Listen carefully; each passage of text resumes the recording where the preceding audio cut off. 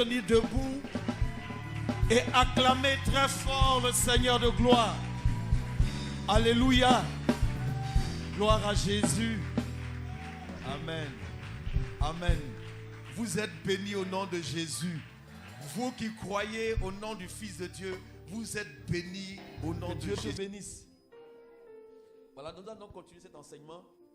C'est un sous-thème que tu es en train de traiter, issu du thème principal qui est la paix par le sang de la croix. Le sous-thème que je suis en train de traiter, c'est donc les 7 avantages de la croix. 7 avantages, 7 bénéfices de la croix. Et nous voulons vraiment faire en sorte que personne ne se prive de ça. C'est un avantage, ce sont des avantages qui ont déjà été donnés. Le prix a été payé. Nous recevons ces choses simplement par la foi. La Bible dit, et c'est ce que le Seigneur dit, tout est possible à celui qui croit. Qu'il te soit fait selon ta foi. Amen. Que quelqu'un ce matin reçoive de Dieu par la foi. C'est pourquoi nous parlons de cette manière pour susciter la foi. Pour amener quelqu'un à croire. Alléluia. Dis à ton voisin, c'est déjà accompli. Jésus n'a pas dit sur la croix, tout sera accompli. Mais il a bien dit ceci, nous l'avons, tout le monde le sait. Il a dit, tout est accompli. Et c'est suffisant. Il n'y a plus de sacrifice encore à faire. C'est suffisant. Alléluia. Maintenant, les offrandes que nous apportons au Seigneur, c'est pour lui manifester notre amour, notre bonté. C'est pour lui dire merci pour tout ce qu'il fait pour nous. Alléluia. Que le nom du Seigneur soit béni. J'ai donc déjà parlé de la substitution. Je ne reviendrai pas dessus. C'est le fait que le Seigneur ait pris ta place. Il a pris ma place. On sait ces choses-là déjà. Deuxième avantage, c'est qu'il a effacé. Il n'a pas seulement couvert. Il a totalement effacé, enlevé. Donc, il n'y a plus aucune condamnation. Même quand demain, tu vas chuter, tu ne peux pas être condamné pour ce que tu vas faire. C'est impossible. C'est une immunité éternelle. Est-ce que quelqu'un comprend ce que je veux dire? C'est une immunité éternelle. Alléluia. Je ne suis pas en train de te donner carte blanche pour le péché. Je suis en train de dire que tu as reçu une immunité éternelle. Ça veut dire que quand tu comprends ces choses-là, la compréhension de ces choses et le fait de saisir par la foi t'amène à vivre une vie de sainteté. Pas par tes propres efforts, mais parce que tu as compris. Et que tu veux aller dans cette direction avec le Seigneur. Alléluia. Et la troisième chose, c'est la propitiation. La propitiation qui consiste tout simplement parce que le sacrifice qui a été fait, il est venu avec son sang, l'a présenté devant le trône de Dieu. Dieu a regardé et tout ce que demandait, tout ce qu'exigeait la sainteté et la justice de Dieu ont trouvé satisfaction dans le sang de Christ. Et qu'il n'y a rien qui ne soit resté sans être satisfait. Dieu a regardé tout ce qu'il demandait pour le péché a été octroyé au travers du sang de Christ. Alors, sa colère s'est apaisé. Et à nouveau, il est favorable. Dis à quelqu'un, Dieu est favorable pour toi. Dieu est propice à nouveau pour toi. Non, je ne veux pas que quelqu'un, en m'écoutant, je ne veux pas que tu sentes le poids de la culpabilité sur toi. Ce n'est pas possible. C'est plus possible. L'accusateur n'a plus de place au milieu de nous. Ce n'est pas possible. Dieu n'est pas celui qui nous accuse. Christ a payé pour que toute accusation soit ôtée sur tous ceux qui croient en lui. Amen. C'est pourquoi la loi est venue. La loi est venue afin que les hommes puissent comprendre leur incapacité. C'est ce que la Bible dit. Quand la loi est venue, alors le péché s'est manifesté. Et la Bible, afin que la bouche de tous les hommes soit fermée, que personne n'ait plus rien à redire, que tout le monde soit condamné sous la loi. Et Christ vient maintenant avec quoi? Avec la grâce. Aujourd'hui encore, tous les religieux sont encore sous la loi. Il faut faire ceci, il faut faire ça. Ils ont une loi là-bas, ils ont des lois. Et ils ne pourront pas, jusqu'à la fin de leur jour, quel que soit le nombre de vies qu'on leur donnera, ils ne pourront pas y suffire. Quand tu leur demandes, est-ce que vous avez la vie éternelle? Ils disent qu'ils ne savent pas. Pourquoi? Parce que la loi les condamne. Il doit faire ceci, il doit faire cela, il doit faire ça pour avoir la vie éternelle. Et quand tu leur demandes, ils ne savent pas. Ça dépend de Dieu. C'est ce qu'ils disent. Tout dépend de Dieu. Et ils sont là à attendre. Mais gloire soit rendue à Dieu. Christ est venu avec la grâce. Et nous ne sommes plus sous la loi. Nous fonctionnons désormais sous la grâce. Et nous regardons à celui qui nous a donné d'avoir accès à cette grâce. Et le fait simplement de le contempler, de le magnifier, de reconnaître nos erreurs, de reconnaître nos faiblesses et de saisir simplement la grâce qui nous est donnée en lui. Dieu est à nouveau favorable. Ensuite, nous allons parler de rédemption. La rédemption étant tout simplement l'acte du rachat. Il nous a rachetés. Pas n'importe quel prix. Le prix du rachat ne veut pas avoir lieu. C'est impossible de racheter. La Bible dit, le rachat de leur âme n'aura pas lieu parce que c'est tellement cher qu'il n'y a pas de prix sur la terre. Mais quelqu'un a payé le prix. Un grand prix. Et non seulement il a payé ce prix en 3 temps, en 3 étapes. Nous qui étions vendus au péché, esclaves du péché, il nous a rachetés. Celui à qui on appartenait hier, il nous a rachetés. Il ne peut plus revendiquer quoi que ce soit me concernant. Ensuite, deuxième étape, il nous a rachetés, mais il nous a fait sortir du marché. Il nous a fait sortir de l'environnement où nous étions vendus. Et troisième étape, il nous a délivrés. C'est ça la rédemption. Il nous a rachetés, il nous a fait sortir hors du marché et il nous a délivrés. Je suis délivré. Dis à ton voisin, tu es délivré.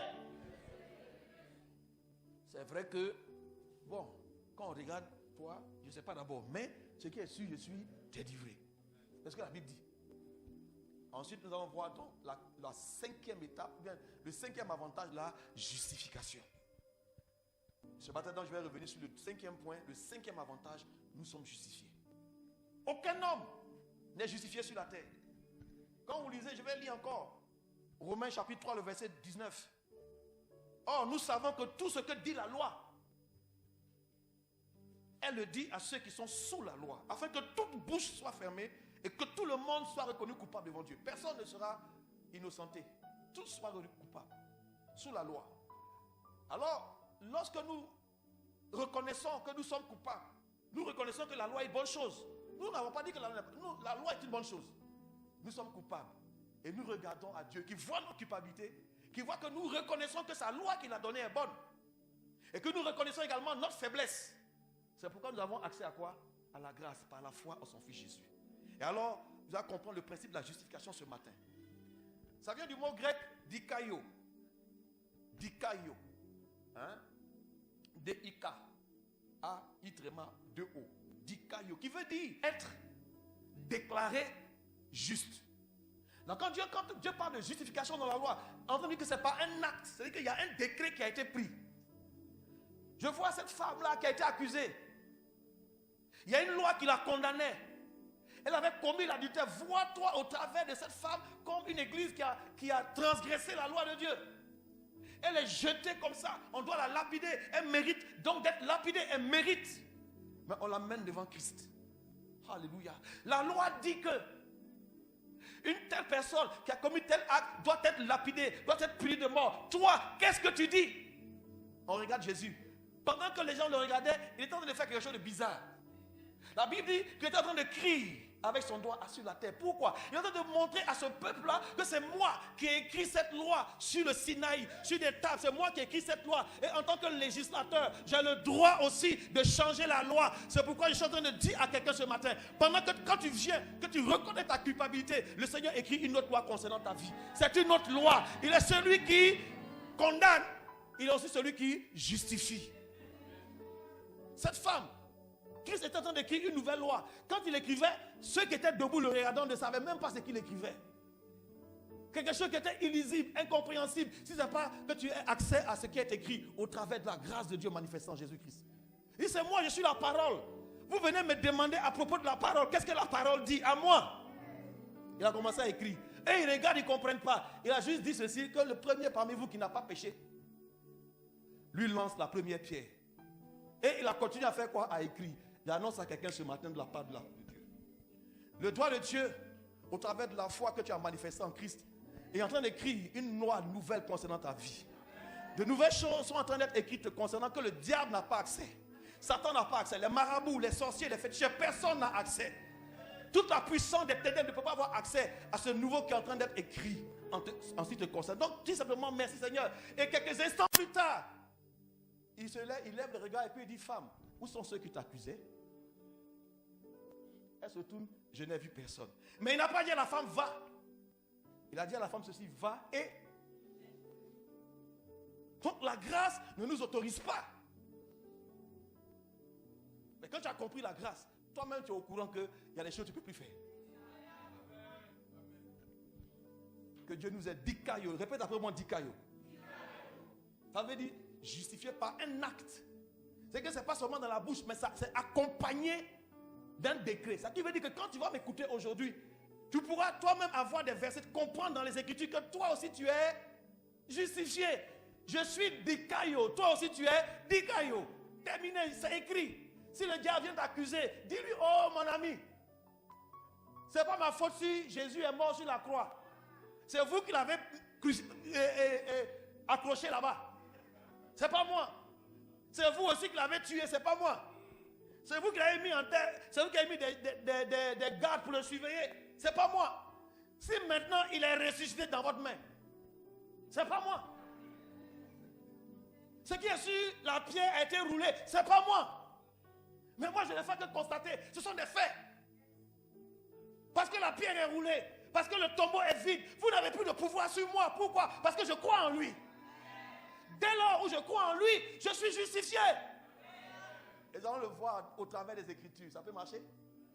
Toujours dans Romains, du verset 21. Mais maintenant, sans la loi, est manifestée la justice de Dieu au travers de Christ, à laquelle rendent témoignage la loi et les prophètes. Verset 22. Justice de Dieu par la foi en Jésus. Amen. Et pour tous ceux qui croient, il n'y a point de distinction, car tous ont péché et sont privés de la gloire de Dieu. Et ils sont gratuitement comment? Justifiés. Gratuitement justifiés. Tu n'as pas payé pour ça. Je n'ai pas payé pour ça. Je n'ai rien fait pour mériter ça. C'est pourquoi je reconnais que j'ai péché. Je reconnais que je suis coupable. C'est ce qui me donne d'avoir accès par la foi en son Fils Jésus à cette justification. Je suis dikayo. Donc, il n'y a plus aucune condamnation sur moi. Même si les hommes m'accusent, Dieu ne m'accuse pas. Ça ne me gêne pas que des gens puissent m'accuser. Je sais que mon Dieu ne m'accuse pas, ça me suffit. Des gens peuvent me fermer la porte en m'accusant, ce n'est pas grave. Mais quand je compte sur la grâce de Dieu qui me justifie, les portes vont s'ouvrir d'elles-mêmes. J'aurai accès à ce à quoi j'ai droit parce que je crois en lui. Il y a des moments donnés de ta vie où tu ne fais plus d'efforts. Je pense que quelqu'un est arrivé à cette étape-là. Alléluia. Ensuite, ils sont gratuitement justifiés par sa grâce. Comment? Gloire à Jésus. Donc, ils sont gratuitement justifiés par sa grâce. Par le moyen de la rédemption qui est en Jésus-Christ. Et la Bible dit que c'est lui que Dieu a destiné à être par son sang, pour ceux qui croiraient en lui, victime propitiatoire, afin de montrer sa justice.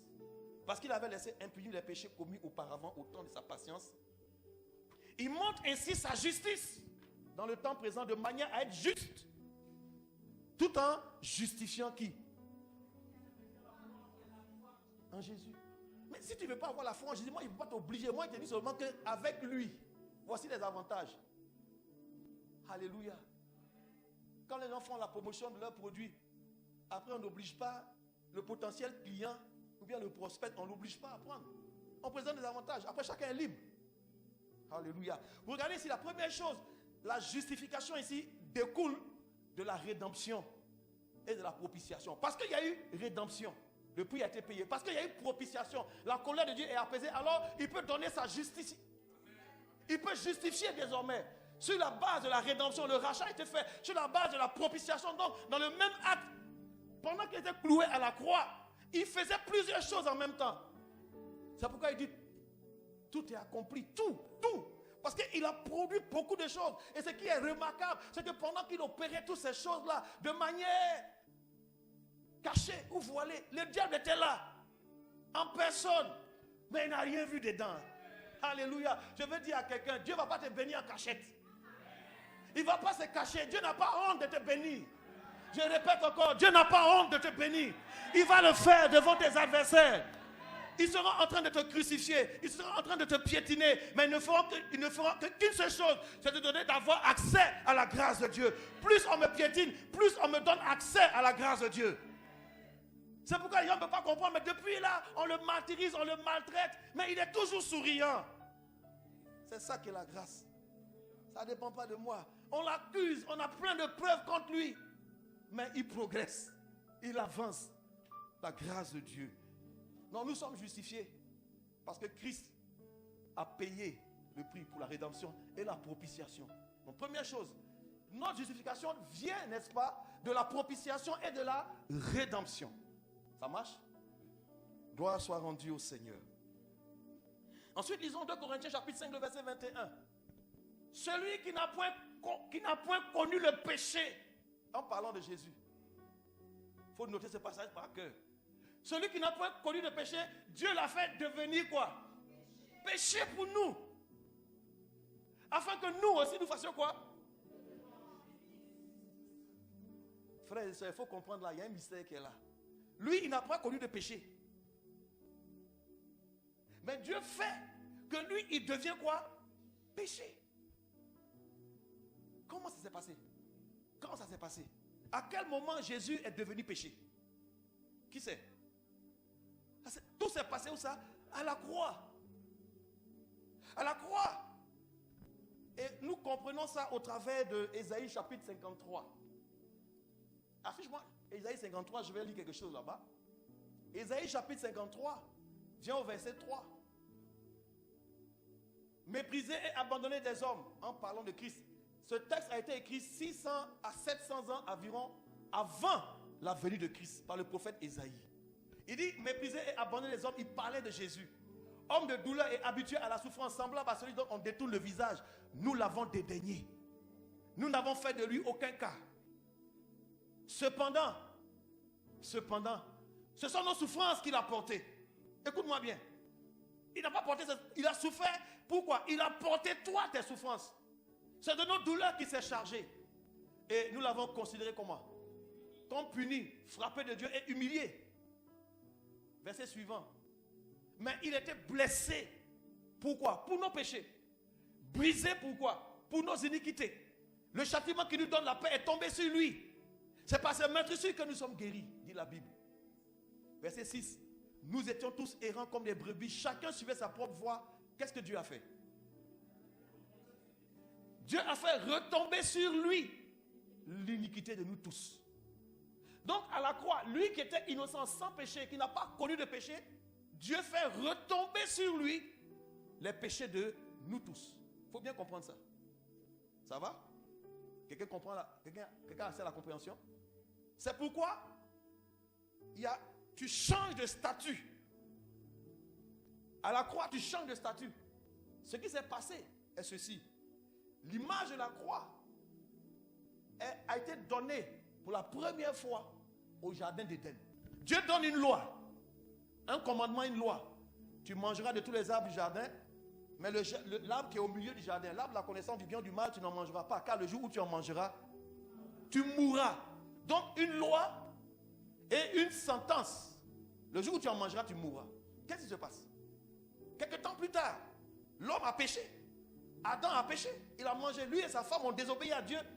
Étant séduits, poussés par le diable. Ils vont donc désobéir à Dieu.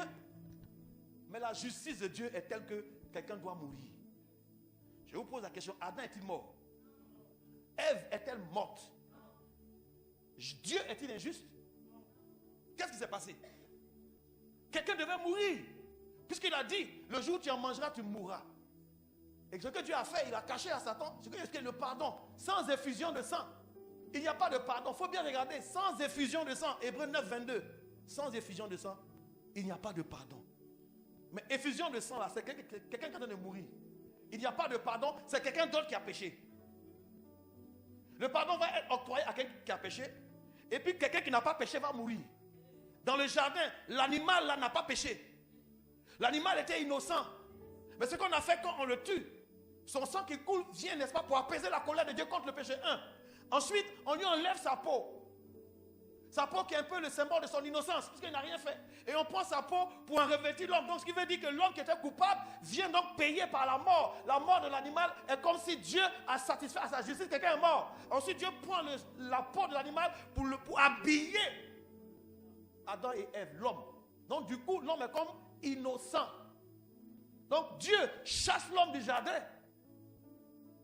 Et la justice de Dieu n'a pas été enfreinte. Dieu a été juste.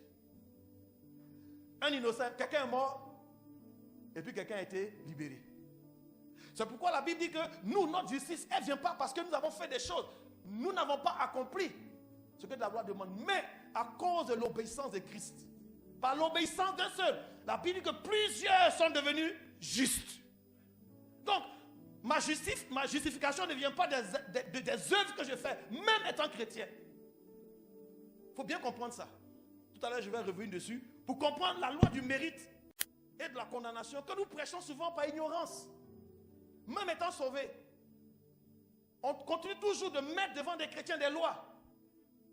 Je vais revenir là-bas tout à l'heure. Toujours dans l'exemple de Adam. Adam, quand il est sauvé, Dieu est juste, puisque tu es maintenant privé de ma présence, privé de ma gloire. Donc l'homme est avec sa femme. La Bible dit en Genèse chapitre 4, Adam connut Ève. Donc il va aller avec sa femme. Et là, la Bible dit qu'ils vont avoir un enfant. Le premier enfant qu'ils vont avoir s'appelle Caïn. Caïn, son nom signifie Dieu m'a aidé. C'est ce que la Bible dit, hein? Dieu m'a aidé. Un premier enfant. Ensuite, il va avoir un deuxième enfant. On dit qu'il s'appelle Abel. Mais dans le livre de Genèse 4, on ne nous donne pas la signification du nom Abel. Hein? Mais c'est après, plus tard, quand on comprend maintenant dans la comment on appelle ça, dans la coutume juive, le mot Abel veut dire en réalité elle, qui veut dire l'éternel, mais Dieu n'avait pas révélé son nom. Et Ab, qui veut dire père. Donc quand tu prends Ab et puis elle, ça donne Dieu est mon père. Mais à l'époque, en ce moment précis, quand il dit que tu appelles Abel, le langage même n'existe pas. Donc Abel est avec son frère, Abel devient berger, le grand frère Caïn devient quoi? Cultivateur. C'est lui qui est en train de continuer avec l'ordre que Dieu a donné à, comment on appelle ça? Cultive le jardin. Mais ils ne sont plus dans l'environnement, mais il devient cultivateur. Gloire soit rendue à Dieu. Quelque temps plus tard, la Bible dit que c'est Caïn qui vient faire son offrande. Il vient faire une offrande. Après lui, son petit frère également vient faire une offrande. Très souvent, on n'arrive pas à comprendre pourquoi Dieu a approuvé le sacrifice, l'offrande d'un et n'a pas approuvé l'offrande de l'autre. Écoutez-moi bien. Caïn vient présenter à Dieu, on dit, le fruit de quoi? De son travail. Autrement dit, il est en train de mettre à Dieu ses propres mérites. J'ai travaillé, j'ai cultivé, voici les résultats. Donc, voici, il vient tout joyeux avec l'offrande qui montre ses mérites, qui montre son travail, qui montre ses œuvres. Dieu regarde, il ne parle pas d'abord. Ensuite vient Abel. Abel s'est souvenu de ce que leur père leur avait dit. Pourquoi nous avons quitté Éden? Adam a expliqué ça à ses enfants. Ils savent ça les deux. Donc Abel vient et puis il apporte un animal. C'est vrai, il était, comment on appelle ça? Berger. Et il n'a pas donné le fruit de son travail, non.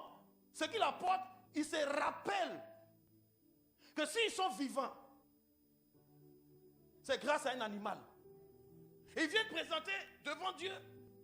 Il dit que nous sommes coupables. Je reconnais que nous sommes coupables, mais tu as eu miséricorde envers nous. Tu nous as fait grâce.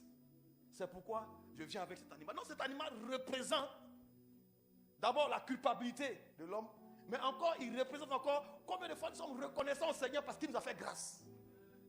À votre avis, Dieu a approuvé quoi? Celui qui est venu reconnaissant la grâce de Dieu, reconnaissant ses faiblesses, sans effusion de sang, il n'y a pas de pardon. Mes parents et moi avons péché contre toi. C'est pourquoi tu nous as chassés du jardin. Mais tu es tellement bon, tu ne nous as pas tués.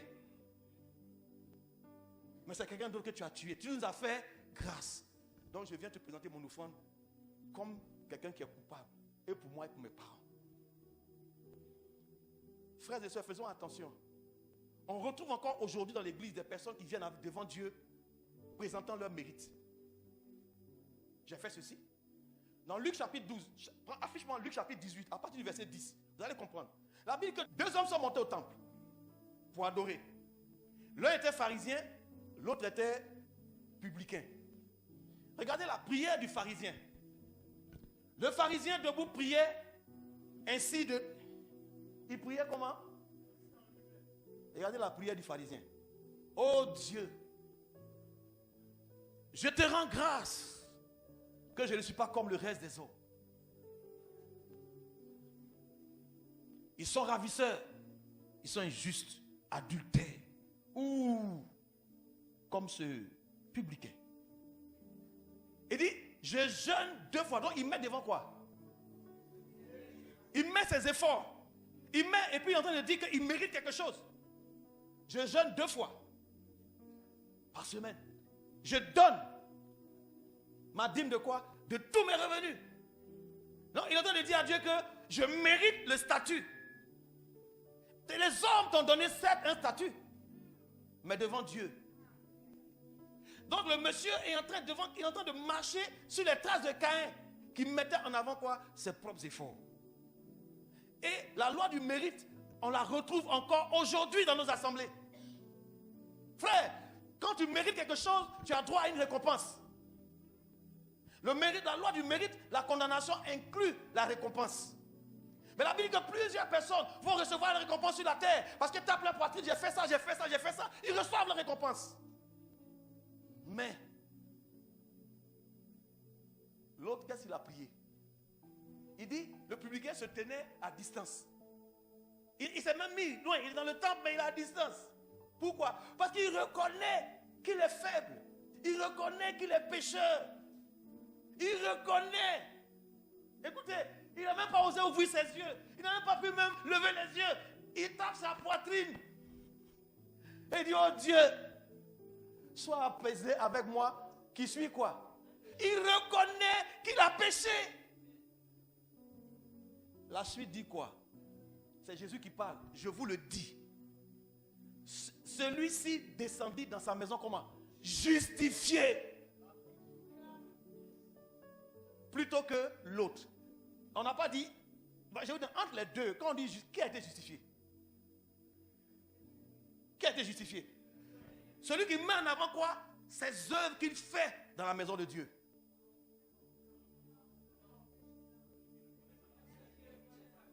Celui qui reconnaît sa faiblesse. Celui-là est justifié. Mais aujourd'hui, beaucoup de personnes pensent que ce qu'ils ont obtenu est la conséquence ou la récompense des efforts qu'ils ont fournis. Tu es en train de marcher dans la récompense. Tu ne marches pas dans la grâce. La grâce commence là où tu reconnais que tu es faible. La grâce commence là où tu reconnais que tu es coupable. La grâce commence là où quelqu'un peut dire, oui Seigneur, j'ai péché. Mais j'ai besoin de ta grâce. C'est alors que Dieu te justifie. Nous sommes justifiés par pure grâce. Personne n'est justifié devant Dieu par ses œuvres. On n'a même pas bien compris, même les dons spirituels. On n'a pas compris. C'est pourquoi c'est don. Un don, c'est différent d'une récompense. Un don est fait, pas parce que tu as mérité. Ou bien, même un don spirituel, tu as fait quoi pour avoir ce don spirituel? On dit c'est le Saint-Esprit qui donne à tous comme il veut. On dit Dieu a choisi, Dieu a donné les uns comme apôtres, les autres comme prophètes, les autres comme évangélistes, les autres comme pasteurs, les autres comme enseignants, docteurs de la loi. Dieu a donné selon sa volonté.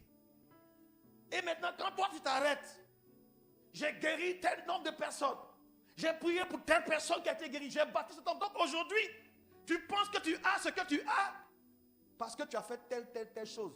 Tu es en train de marcher comment? Dans le mérite et dans la récompense. Et aujourd'hui, vous les chrétiens, pour quel genre de serviteur de Dieu avez-vous du respect? C'est vous qui nous induisez en erreur. Parce que oui, vous donnez le sentiment que ce que vous estimez, que vous considérez, c'est ceux qui ont obtenu, qui ont tellement réalisé. Il faut bien comprendre. Et souvent, on a le sentiment que si je n'ai pas fait ça, si je n'ai pas fait ça, si je n'ai pas fait ça, si je n'ai pas fait ça, alors je n'aurai pas accès à ces choses-là. Il faut bien comprendre. Et donc, on peut prêcher la condamnation. On peut prêcher des messages où les gens auront le sentiment que pour être bénis, il faut qu'ils fassent d'abord ça. Il faut qu'ils fassent d'abord ça. Donc, on les fait entrer dans une loi de mérite. et de récompenses. Et les mêmes personnes n'y pourront pas, puisque quelque part, ce qu'on dit de faire, il y a toujours des personnes qui n'y arrivent pas. Elles se sentent comment? Condamnées. Dis à ton voisin, le pasteur ne te condamne pas. Jésus ne te condamne pas. Il faut bien comprendre, hein? Sinon, on va passer à côté de la grâce. Et Dieu ne justifie pas celui qui fait des efforts. Mais il justifie qui? Celui qui vient reconnaître qu'il est faible. Et très souvent, on a des personnes qui tapent leur poitrine comme le pharisien. Si j'ai eu ce don, j'ai payé le prix. Quelqu'un entend ça? Il vient de sortir de 21 jours de jeûne. Je n'ai jamais trompé ma femme depuis. Je prie tous les jours, je me réveille tous les jours à partir de 3h du matin, je prie jusqu'à 10h. J'ai payé le prix. Mon fils, si tu me vois à ce niveau, c'est parce que j'ai payé le prix. Donc le fils aussi va faire quoi? Va payer le prix. Voilà, il est en train de payer le prix. Il paye le prix. Tant que tu payes le prix, tu seras comment? Récompensé. Tu ne vas pas encore toucher la grâce. Est-ce que quelqu'un comprend ce que je suis en train de dire? Ce n'est pas une permission pour ne plus prier, pour ne plus jeûner. Au contraire, ça doit te motiver à aller. Est-ce que je suis en train de parler à quelqu'un? Est-ce que je parle à quelqu'un ce matin? Alors je te pose la question tout simplement pour m'arrêter. Je n'ai même pas pu déployer tout. On est resté sur la justification. Qui est-ce que Dieu justifie? En résumé. Qui est-ce que Dieu justifie? Qui est-ce que Dieu justifie? C'est toi et moi, dans notre faiblesse. C'est pourquoi Jésus dit, je ne suis pas venu pour ceux qui sont bien portants. Mais je suis venu pour qui? Pour les pécheurs. Ceux qui reconnaissent leur faiblesse. Alléluia. Regarde ton voisin et puis pose la question. Est-ce que c'est quelqu'un qui est fort? Ou c'est quelqu'un qui se regarde comme étant faible? Tu comprendras pourquoi Paul pouvait dire, c'est quand je suis comment? C'est quand je suis faible que je suis. C'est pas paradoxal. Il est en train de dire sa faiblesse. Et quand tu te reconnais comme faible, Dieu maintenant devient ta force. Alléluia. Dieu devient ta force qui plaise à Dieu de nous amener à comprendre ces choses-là. Elles sont simples. Donc Christ devient pour moi quoi? Il devient pour nous justification. Et nous devenons en lui, il devient péché. De juste qu'il était, il devient pardon. Il se devient péché pour nous, afin que nous qui étions pécheurs, nous devenions en lui justice de Dieu. Donc je veux te dire ce matin de la part du Seigneur que tu es justifié.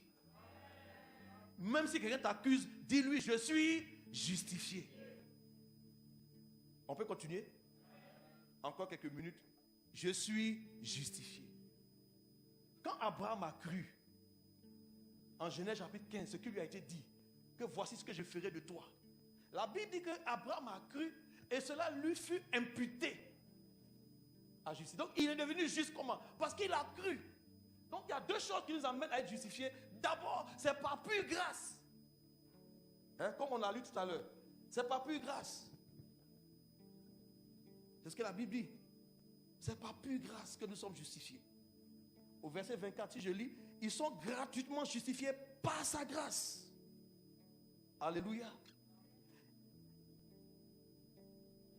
Et deuxième chose, quand tu comprends que tu es justifié par la grâce, il y a une autre chose qui te justifie, c'est la foi. Je suis justifié aussi par la foi. L'œuvre accomplie par Christ m'a complètement justifié. C'est un état. Maintenant, moi aussi, pour y avoir accès, il faut que je puisse le croire, tout simplement.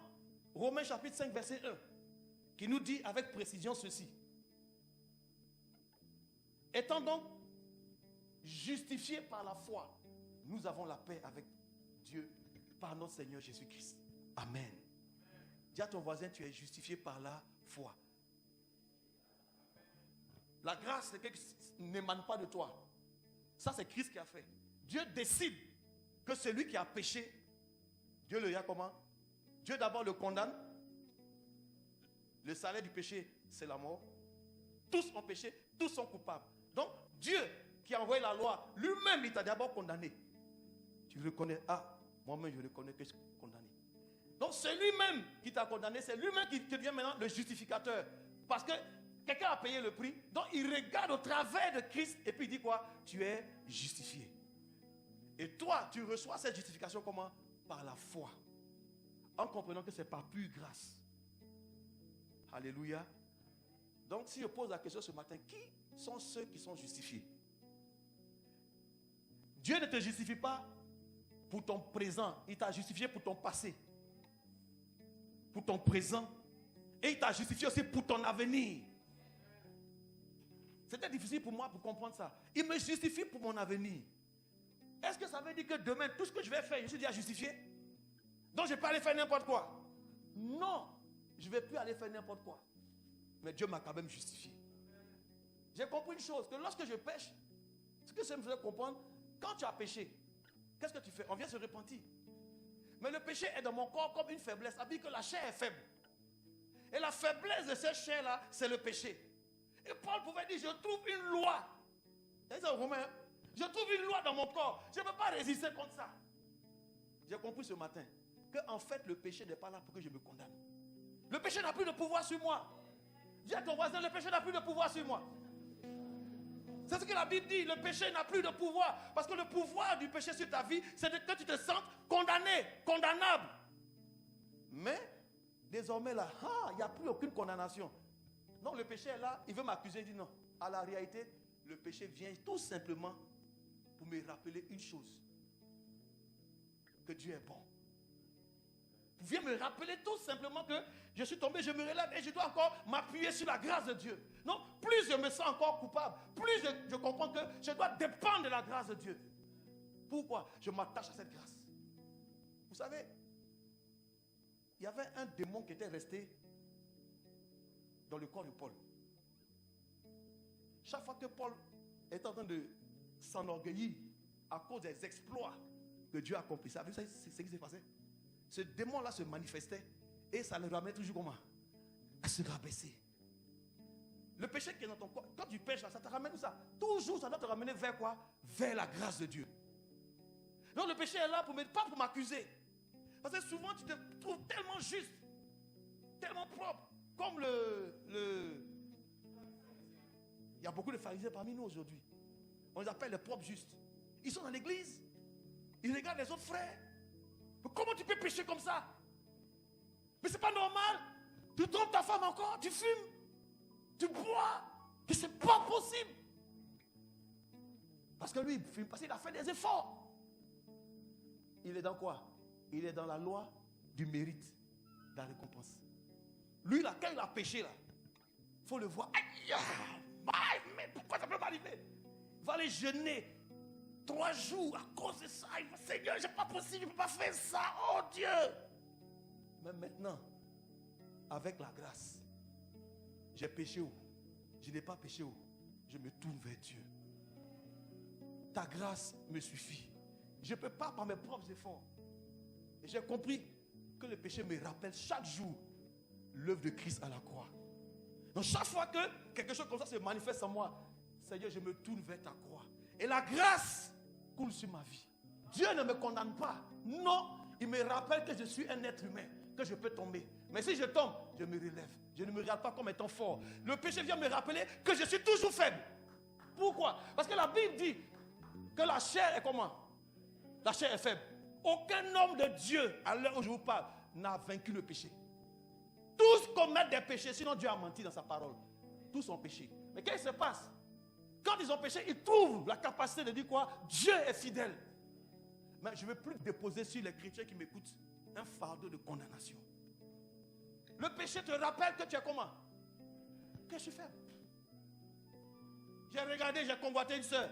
Parce qu'elle est en maillot de bain. Voilà ses fesses, jolie forme. À l'instant net, je suis en train de pécher. Oui. Le diable me condamne, dit, c'est plus possible. Pourquoi? Et non, je reconnais que je suis faible. Dieu ne me condamne pas parce que je suis faible. Mais sa grâce me suffit. Et le diable ne peut plus te condamner. Je vais dire à quelqu'un ce matin, le diable ne peut pas te condamner parce que tu mens. C'est une faiblesse. Chaque fois que tu reconnais que tu as une faiblesse, tu viens devant le Seigneur. Voici ma faiblesse. C'est pourquoi tu ne peux pas être fort. Je suis faible. C'est pourquoi vous allez voir dans la Bible, Dieu n'a jamais caché le péché de tous ses serviteurs. Depuis Adam, Jusqu'à l'Apocalypse. Je ne suis pas fort devant le péché. Je suis un homme. Je pêche. Chaque fois que ça va arriver, c'est là pour me montrer que je suis comment? Pas pour me condamner. Je refuse depuis. Et Seigneur, c'est terminé. Je ne peux plus me sentir coupable de quoi que ce soit. Pourquoi? Toute la culpabilité est allée sur Christ. Moi, je ne vois seulement que quoi? Ma faiblesse. Et j'ai compris une chose. Ma faiblesse attire quoi? La grâce de Dieu. C'est pourquoi la Bible dit que là où le péché a abondé, quelqu'un a lu ça, n'est-ce pas? La grâce a surabondé. Pourquoi? Parce que tous ceux qui ont péché doivent comprendre que doivent maintenant se tourner vers quoi? Vers la grâce de Dieu. Et demander la grâce de Dieu. La grâce de Dieu vient quand je suis faible.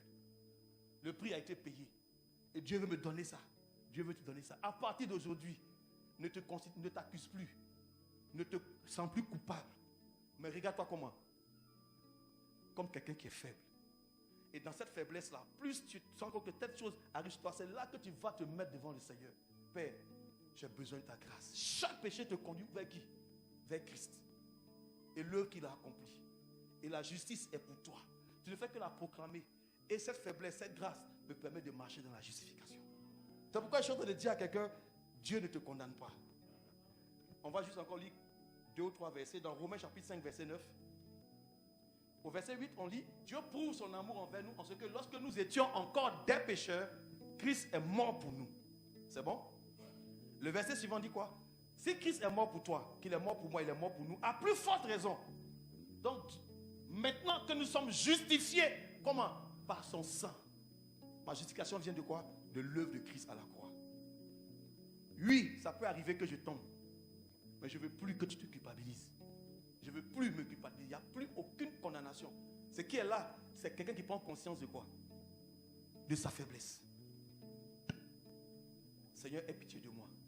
Quand tu viens pour ta faiblesse, tu demandes pardon à Dieu. Et tu comptes sur quoi? Sur cette grâce-là. Et sa grâce opère dans ta vie. En sorte que quand le péché est là, la manière dont tu attends la grâce de Dieu fait que quoi? On dit la grâce de Dieu fait quoi? Surabonde. Parce que tu es en train de faire quoi? D'attendre que cette grâce arrive. Quand vous lisez après la Bible, mais que dirons-nous donc? Est-ce que nous allons donc pécher? Non, le péché est déjà mort, condamné, c'est fini. Maintenant, tu vas comprendre que dans la grâce de Dieu se trouve aussi la puissance de Dieu. Pour que tu puisses résister à cette situation qui est ta faiblesse. Et là, Paul dit, quand je suis faible, c'est alors que je suis comment? Que je suis fort. Il y a une grâce de Dieu qui arrive pour te faire sortir de cette faiblesse. Et tu vas voir que tu n'auras plus envie de fumer. Tu vas voir quelqu'un sans pouvoir convoiter cette personne. Tu vas pouvoir parler et dire la vérité. Parce que tu t'appuies sur la grâce de Dieu et non pas sur tes propres efforts. Est-ce que quelqu'un comprend ça? Dis à ton voisin, s'il te plaît, dis à quelqu'un avant que nous séparions, Dieu ne te condamne pas. Le Saint-Esprit ne te condamne pas. Dieu t'avertit, fais attention mon fils, si tu continues comme ça, c'est pas bien. Mais il veut que tu puisses reconnaître quoi? Ta faiblesse. Et ne pas venir te morfondre. Ne pas venir, comment on appelle ça? Te verser comme moi devant le Seigneur. Oh Dieu, comment j'ai pu regarder la soeur?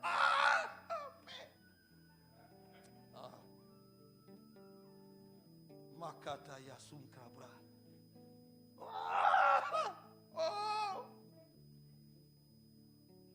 Mais ouais, le frère, on ne le voit plus. Il a pris 7 jours déjà parce qu'il a péché. Il a fait quoi?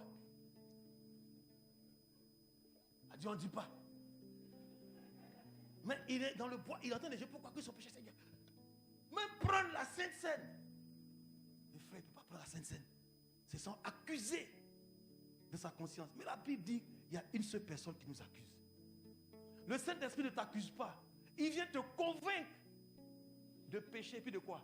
De justice et de jugement. Tu veux dire que tu comprends que Dieu t'a justifié, mais que tu es tellement faible que tu as besoin de quoi? De sa grâce. Je veux dire à quelqu'un ce matin, si tu comprends ce que je suis en train de dire, j'insiste, peut-être pour qu'une seule personne comprenne, pour dire à partir d'aujourd'hui, non. Le péché n'a plus de pouvoir sur moi. Le péché continue à avoir du pouvoir sur ta vie quand il te condamne, quand il t'accuse. Mais quand le péché arrive là, et que toi-même tu peux lui répondre, non, tu peux pas me condamner. Je suis faible ici, oui. C'est pourquoi le péché, tu ne dois pas avoir peur de le confesser. Je dis oui ma femme, voici ce qui m'est arrivé dans la faiblesse. Oui mon mari, oui pasteur, oui mon frère, oui ma soeur. On doit pouvoir... Mais quand on aime tellement cacher cette chose-là, que le diable continue à nous accuser, à nous condamner. Est-ce que ce qu'il dit est faux? Toi seul tu te caches là-bas. Et puis tu luttes avec toi seul. Dans ton coin là-bas. On ne te voit pas pendant un temps. Et après quand on te voit, tu as de l'assurance. Et que tu penses que tu as tellement fait d'efforts. Donc tu es sur la loi de quoi? Du mérite. Et de la condamnation. Et puis tu viens maintenant, quand tu vois les autres. Oh ceux-là. Et tu as un sentiment que je ne veux plus venir dans cette église. Ils sont trop... Il me faut une vraie église. Une vraie église où il y a les sanctifiés. Tu cherches maintenant Sakataya. Brasso. Et Makatabra. Tu vois, quand il apparaît, il est devenu saint. Il ne faut même pas le toucher. Or, on devait avoir des personnes qui sont quoi? Pas gonflées de leur... Tellement ils sont devenus forts, mais comment? Des personnes faibles. Qui se parlent dans la faiblesse. Qui ne s'accusent pas l'un et l'autre. Quand je vois mon frère dans cette situation, je sais que ce n'est pas facile pour lui. Parce que moi-même, je vis aussi ma situation. Mais je ne cache pas. Parce que mon frère ne va pas m'accuser. Ma soeur ne va pas m'accuser. Il va prier pour moi. Il comprendra que je suis dans une lutte, que je suis faible. Je vous assure, Dieu n'a pas caché un seul péché de ses serviteurs. Mais pourtant, nous cachons ça. Parce qu'on veut être vu comme étant comment? Fort. Avec l'assurance. On veut être fort. Ah, il est tellement fort. Lui, il est tellement fort que s'il prie pour toi, ça ne tape pas pour tout. Et puis le gars est fort. Non. L'onction que j'ai fait quoi? J'ai payé le prix. Donc c'est normal qu'il y ait des milliers de personnes.